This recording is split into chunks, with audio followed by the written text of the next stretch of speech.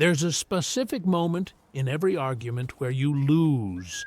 Not when the other person proves you wrong, not when you run out of points to make. You lose the moment your voice rises, the moment your heart races, the moment your face gets hot and your hands start to shake. That's when they know they've got you. Because once you're emotional, everything you say sounds defensive, desperate, weak. Even when you're right, you've already lost. The samurai understood something about confrontation that modern people have completely forgotten. They fought battles where one wrong move meant death, where hesitation got you killed, where anger got you killed, where fear got you killed. So they developed a psychological framework, a system for staying completely calm even when someone's trying to kill you. Not calm like pretending to be calm. Not calm like suppressing your emotions until you explode later. Actually calm, physically relaxed, heart rate controlled, mind clear. The Japanese have a word for this state, haijoshin. It translates to ordinary mind in extraordinary circumstances, and it's the reason samurai could face death without flinching. It's the reason they won duels before swords were even drawn. But here's what nobody tells you. This isn't ancient mysticism. This is neuroscience. There's a specific sequence your brain follows when someone attacks you verbally. And if you understand that sequence, you can interrupt it. By the end of this video, you'll know the exact samurai protocol for emotional control in confrontation, the three-stage system that kept warriors alive in combat, and how to apply it the next time someone tries to make you lose your cool. Because the person who stays calm doesn't just win the argument, they control the entire interaction. And right now, most people are walking into arguments completely unarmed. Chapter 1. The opponent nobody sees, 135-345. Let me tell you about Marcus. Marcus is 32, works in tech, smart guy, logical, well-read. He knows he's right most of the time, and that's exactly his problem. Last Tuesday, his co-worker Tom made a comment in a meeting. Something about Marcus's project being behind schedule. It wasn't even an attack, just an observation. But Marcus felt his chest tighten, felt his face get hot, and before he could stop himself, he snapped back, made Tom look stupid in front of the team. Marcus won the argument. Everyone went quiet. Tom backed down. But Marcus lost something bigger: respect, composure. The image of being the guy who has it together. Because here's what most people don't understand. When you're in an argument, you're not fighting one opponent, you're fighting two. There's the person across from you, the one saying things you disagree with. That's opponent one. That's the obvious one. But opponent two? Opponent two is your own nervous system. The moment someone criticizes you, contradicts you, or challenges you, your amygdala fires. That's the almond-shaped part of your brain responsible for threat detection. And here's the problem. Your amygdala can't tell the difference between a verbal attack and a physical attack. To your brain, Tom saying your project is behind schedule registers the same way as Tom swinging a fist at your face. So, your body floods with cortisol and adrenaline. Your heart rate spikes from 70 beats per minute to 120, then 140. Your prefrontal cortex, the part of your brain responsible for logic and reason, starts shutting down. Blood flow diverts from your brain to your muscles because your body thinks you need to fight or run. This is called an amygdala hijack, and when it happens, you've already lost the argument. Because you're no longer debating ideas, you're a hijacked nervous system trying to defend itself. The samurai knew this. They called it takai kokyu, shallow breathing. They knew that the warrior who breathed shallow was the warrior about to die. So they developed a counter-protocol, a system for fighting opponent 2 before opponent 1 even finishes their sentence. And it starts with something so simple, most people dismiss it entirely. Chapter 2. The Breath Before the Battle, 345-615. In 1604, Miyamoto Musashi fought his most famous duel.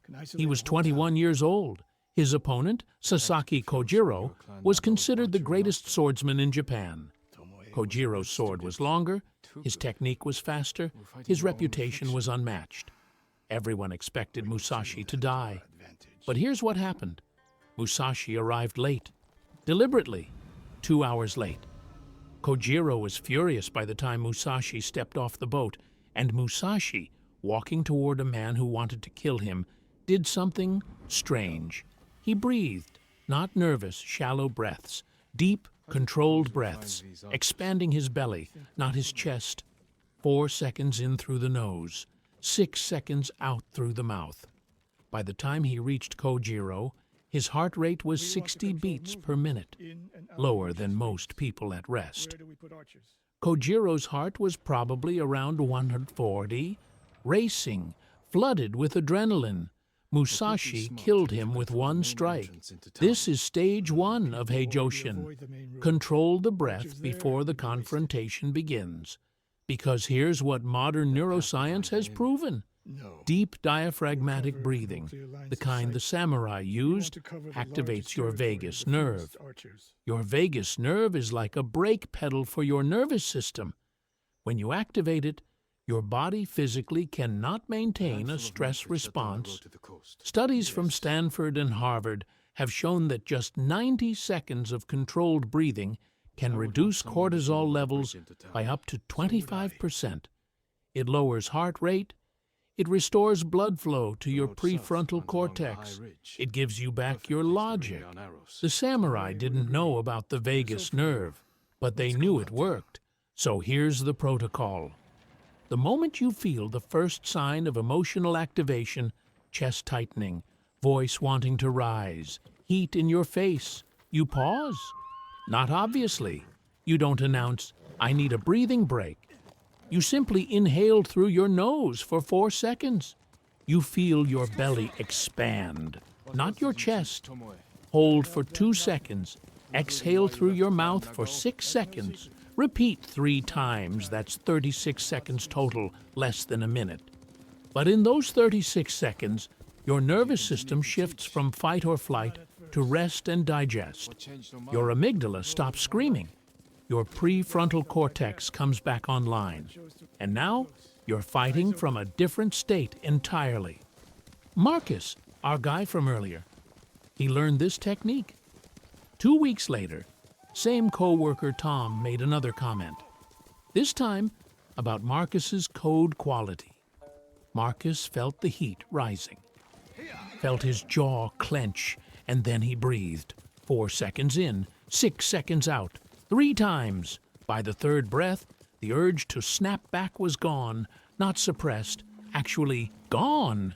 He responded 40 seconds later, calmly, logically. Acknowledged Tom's point and moved on.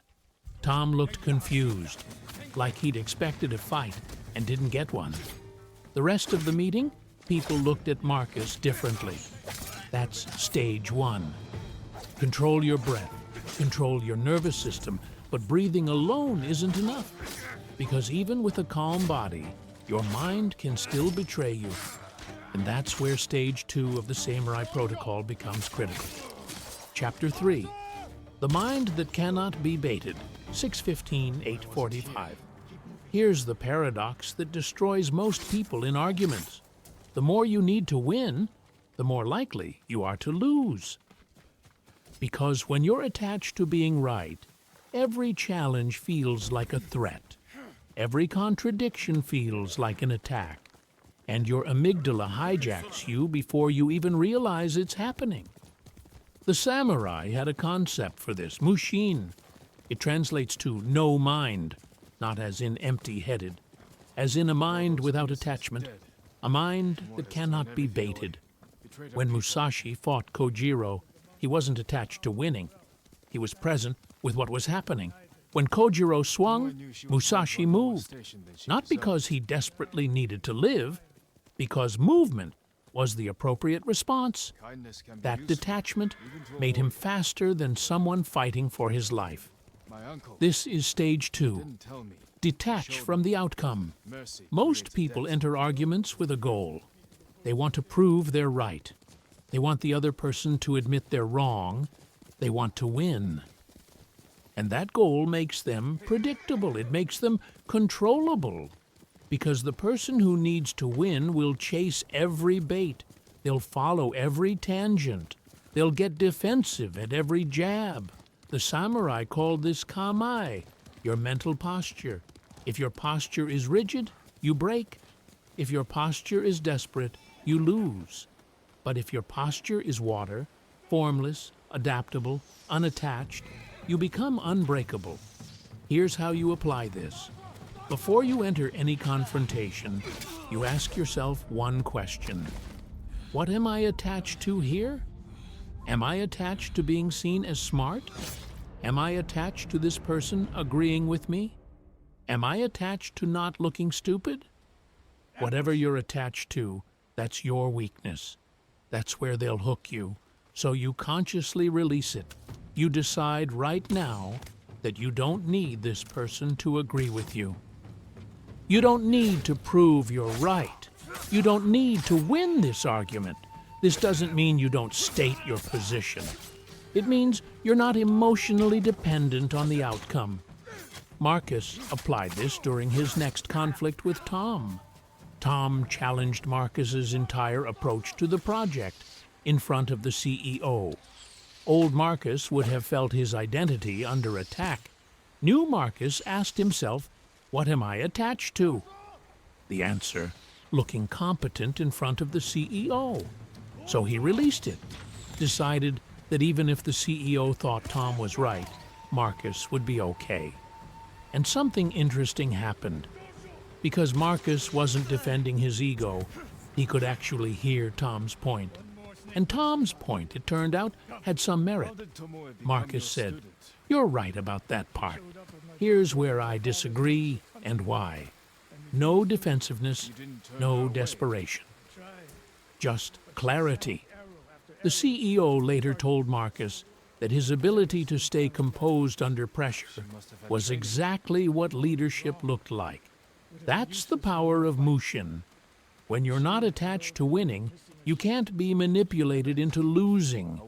But even with controlled breath and detached mind, there's one more element. The samurai knew that true mastery wasn't just about internal control, it was about external positioning. And that's stage 3. Chapter 4. The Stance That Cannot Be Broken, 845, 1115. In every samurai duel, before a single sword was drawn, the fight was often already decided, not by skill, not by speed, by stance.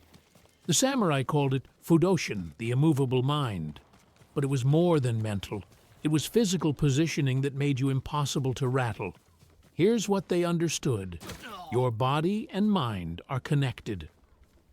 When your body is in a weak position, your mind follows. When your body is grounded, your mind becomes unshakable. Modern neuroscience calls this embodied cognition. Your physical posture directly affects your emotional state and cognitive performance. Studies from Columbia and Harvard showed that people who held expansive, grounded postures for just 2 minutes had a 20% increase in testosterone and a 25% decrease in cortisol. They felt more confident. They performed better under pressure. They were harder to intimidate. The samurai didn't need studies. They knew that the warrior with feet shoulder-width apart, weight evenly distributed, spine straight, couldn't be easily moved.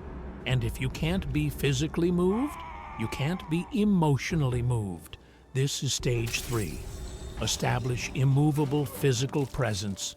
Here's how you do it. When you know a confrontation is coming, a difficult conversation, a meeting where you'll be challenged, an argument with someone, You prepare your body first. Before you enter that room, you stand, feet shoulder-width apart, weight evenly distributed, spine straight but not rigid, shoulders back but relaxed. You take 3 deep breaths in this position. You feel your connection to the ground. You imagine roots growing from your feet into the earth. This sounds mystical, but it's not. You're activating your proprioceptive system, your body's sense of its position in space. You're telling your nervous system, I am grounded, I am stable, I cannot be easily moved. During the confrontation, you maintain elements of this posture. If you're sitting, both feet flat on the floor, spine straight, hands visible, resting calmly. If you're standing, weight balanced, not shifting nervously. You don't cross your arms defensively. You don't lean back to retreat. You don't lean forward aggressively. You hold center. And here's what happens. When your body is grounded, your voice naturally lowers. Lower voices are perceived as more authoritative, more calm, more credible. When your body is stable, you stop making nervous movements, fidgeting, touching your face, shifting weight. All signals of insecurity that opponents read instinctively. When your body is centered, your mind mirrors it. Thoughts become clearer. Emotional reactions slow down. You become harder to shake because you're literally harder to shake. Marcus used this before his performance review. He knew his manager was going to bring up the incidents with Tom. Before entering the office, Marcus stood in the hallway, feet grounded, 3 deep breaths, felt his connection to the floor. When his manager started the conversation with, "We need to talk about your communication style," Marcus didn't flinch. His body was stable, so his mind stayed stable. He listened without defensiveness, acknowledged valid points, explained his perspective calmly. His manager later said, "I appreciate how you handled that. Most people get defensive. You stayed professional." That's Fudoshin, the immovable mind built on immovable posture. Stage 1, control your breath. Stage 2, detach from the outcome. Stage 3, establish physical groundedness. But here's where most people fail. They learn the techniques and think that's enough. It's not, because there's a difference between knowing the path and walking the path. And the samurai understood that mastery required something most modern people completely skip. Chapter 5, the training nobody wants to do, 11/15/1330. Miyamoto Musashi didn't wake up one day able to face death calmly. He fought his first duel at age 13, and he was terrified. By his own account, his hands shook. His breathing was shallow. He won through aggression and luck, not skill. But over the next 47 years, he fought over 60 duels, and he never lost. Not because he was born fearless, because he trained himself to become fearless. The samurai had a practice called misogi, purification through ordeal. They would stand under freezing waterfalls, meditate in caves for days, fast while training. Not for spiritual reasons, though, that was part of it, for practical ones. They were systematically desensitizing their nervous systems to stress. When you've stood under a freezing waterfall for 30 minutes, someone yelling at you in a meeting doesn't register as a threat anymore. Your nervous system has been recalibrated. Modern psychology calls this stress inoculation. Small, controlled exposure to stress makes you more resilient to larger stresses. And here's the problem with most people. They avoid all discomfort. They optimize for ease. And then, when confrontation comes, they have no stress tolerance whatsoever. Their nervous system treats a mild disagreement like a life-threatening emergency because it's never been challenged before. You can't develop emotional control by reading about it. You develop it by practicing it under pressure. So here's your training protocol. First, you practice the 3 stages daily. Not when you need them, before you need them. Every morning, you do 3 minutes of breath work. 4 seconds in, 6 seconds out. You train your vagus nerve like a muscle. Every day you practice detachment. You choose one thing you're attached to, an outcome, an opinion, a goal, and you mentally release it. You practice not needing things to go your way. Every day, you hold Fudoshin posture for 2 minutes. Feet grounded, spine straight, breathing deep. You train your body to recognize what centeredness feels like. That's the foundation. But second, you seek out small confrontations deliberately. Not big ones, not fights. Small disagreements where the stakes are low. Someone cuts you off in traffic. Instead of raging, you breathe. You practice staying calm. Someone at the coffee shop gets your order wrong. Instead of getting frustrated, you detach. You practice not needing things to be perfect. Someone online disagrees with you. Instead of arguing for hours, you state your position once and walk away. You practice non-attachment. These are your waterfalls. These are your daily duels. And every time you stay calm, when your instinct is to react, you're rewiring your nervous system. You're building stress tolerance. You're becoming harder to shake. Marcus started doing this. Every day, 3 minutes of breath work in the morning. Every day, deliberately choosing one thing to not be attached to. And he started seeking small conflicts, not creating them, just not avoiding them anymore. Someone disagreed with him at lunch about sports. Old Marcus would have argued for 20 minutes. New Marcus stated his view, heard theirs, moved on, stayed calm the whole time. It felt like nothing, but it was training. 2 months later, Marcus had his biggest confrontation yet. His CEO questioned his entire project direction in front of the board, suggested maybe Marcus wasn't the right lead. Old Marcus would have collapsed under that pressure, would have gotten defensive, emotional, desperate. New Marcus, he breathed. 4, 2, 6, 3 times. He detached, released his need to be seen as competent, accepted that even if they replaced him, he'd be okay. He held his posture, feet grounded, spine straight, voice steady, and he responded. Calmly acknowledged the CEO's concerns, explained his reasoning clearly, offered to adjust based on feedback. The board was impressed, not by his project, by his composure under pressure. They kept him as lead. That's what training does. It doesn't guarantee you'll never feel stress. It guarantees you'll function despite it. But there's one more piece, because even with all this training, there's a specific moment in arguments where most people still break. And the samurai had a counter for that too. Chapter 6. The moment everyone breaks. 1330, 1545. There's a specific technique debaters, manipulators, and aggressive personalities use to break your composure.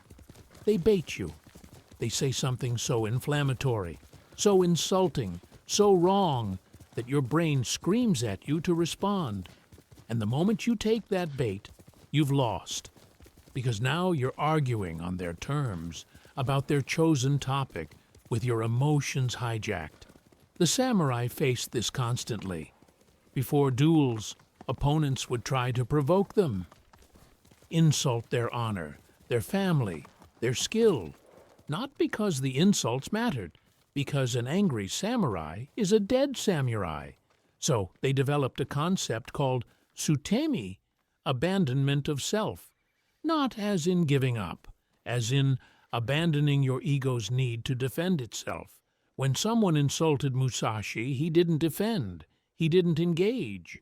He simply observed that they were trying to create an emotional reaction, and he chose not to provide one. This is the highest level of Heijoshin. Not just staying calm during confrontation, staying calm during deliberate provocation. Modern psychology calls this extinction. When you consistently don't respond to a stimulus, the person stops using it. You become unbaitable. Here's how you recognize bait. Bait has 3 characteristics. 1, it's designed to trigger emotion, not convey information. You always mess this up isn't feedback, it's bait. 2, it's extreme or absolute. You never listen, or you're completely wrong, or that's the stupidest thing I've ever heard. Exaggeration is bait.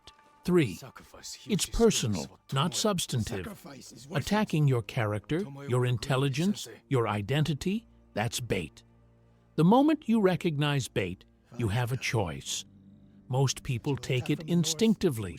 They defend themselves. They counterattack. They escalate. The samurai protocol? You acknowledge the bait without taking it. Someone says, "You're always making excuses." Bait. Personal attack. Absolute language. Most people respond, "I'm not making excuses. I'm explaining the situation, and you never listen anyway." Now you're defending. Now you're emotional. Now you've lost. The samurai response? You see it as excuses. Yeah, I see it as context. Let's focus on the actual issue. You named what they did. You stated your perspective.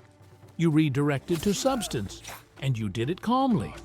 No defensiveness. No counterattack. No bait taken. And here's what happens. The baiter loses their power. Because bait only works if you react. If you don't react, they're just someone saying provocative things to a wall. They'll usually escalate at first. Try bigger bait. You're just proving my point by not engaging. That's desperation. That's them realizing their tactic isn't working. You stay calm. I'm engaging with the substance. I'm not engaging with personal attacks. And now, you've not only won the argument, you've exposed their tactics. Everyone watching can see who's staying professional and who's getting emotional. Marcus faced this during his final confrontation with Tom. Tom, frustrated that his previous attempts to rattle Marcus failed, went nuclear in a meeting. The reason this project is failing is because Marcus is in over his head and too arrogant to admit it. Pure bait, personal attack, absolute language, designed to make Marcus explode. Old Marcus would have attacked back, would have made himself look exactly as unstable as Tom was implying. New Marcus recognized the bait in real time. He breathed once, 4 seconds in, 6 seconds out. He detached, released his need to defend his competence. He stayed grounded, feet flat on the floor, spine straight, and he responded. Tom, if you have specific concerns about the project timeline, I'm happy to address them, but I'm not going to respond to personal attacks. Calm. Direct, non-defensive. The room went silent. Tom looked unhinged. Marcus looked unshakable. The meeting continued. Tom's complaints were discussed on merit. Marcus adjusted timelines based on valid feedback. The team moved forward. After the meeting, 3 people separately told Marcus they respected how he handled it. That's Temi, abandoning the ego's need to defend itself, and in doing so, becoming immune to manipulation. But here's the final truth. The truth the samurai understood better than anyone. You don't master this to win arguments. You master this to transcend them entirely. Chapter 7. The Warrior Who Needs No Battles, 1545-1730. Musashi fought over 60 duels, and then, at age 50, he stopped fighting entirely. Not because he was afraid, not because he was injured, because he had transcended the need to prove himself.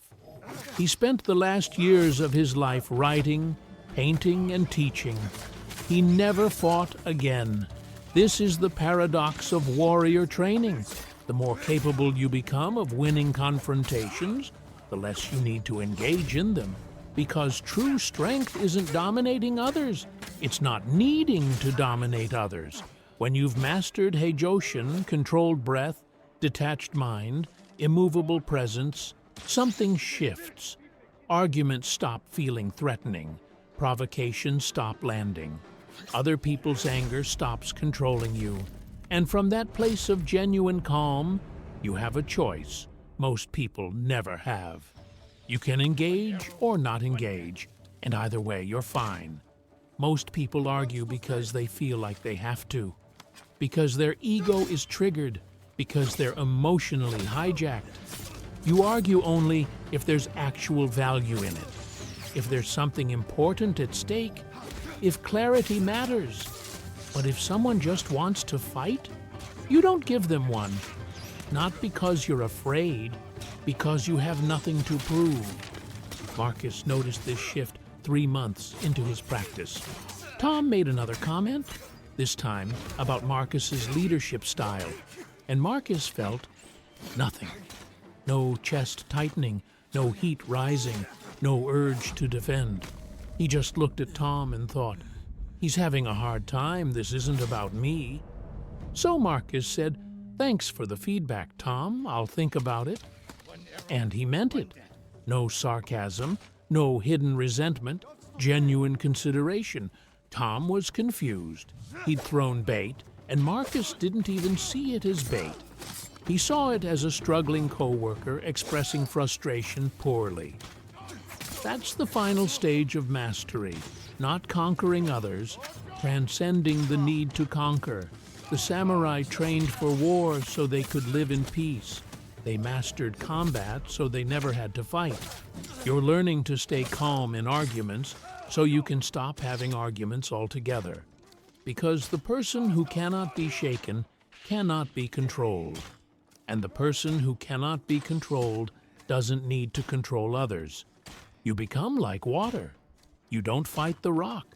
You flow around it. And eventually, the rock wears away. That's Heijoshin, that's Mushin, that's Fudoshin. Not 3 techniques, 3 expressions of the same truth. You are not your emotions. You are not your ego. You are not your need to be right. You are the awareness that observes all of that. And from that awareness, you cannot be moved. So here's your path forward. Stage 1, control your breath. 4 seconds in, 2 seconds hold, 6 seconds out, 3 repetitions. Train it daily until it's automatic. Stage 2, detach from outcomes. Before every confrontation, ask yourself what you're attached to and consciously release it. Stage 3, ground your body.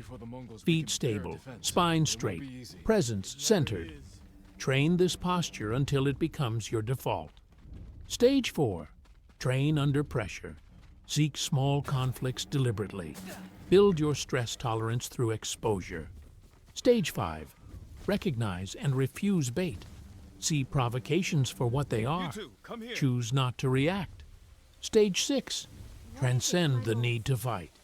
Engage only when it serves a purpose. Walk away when it doesn't.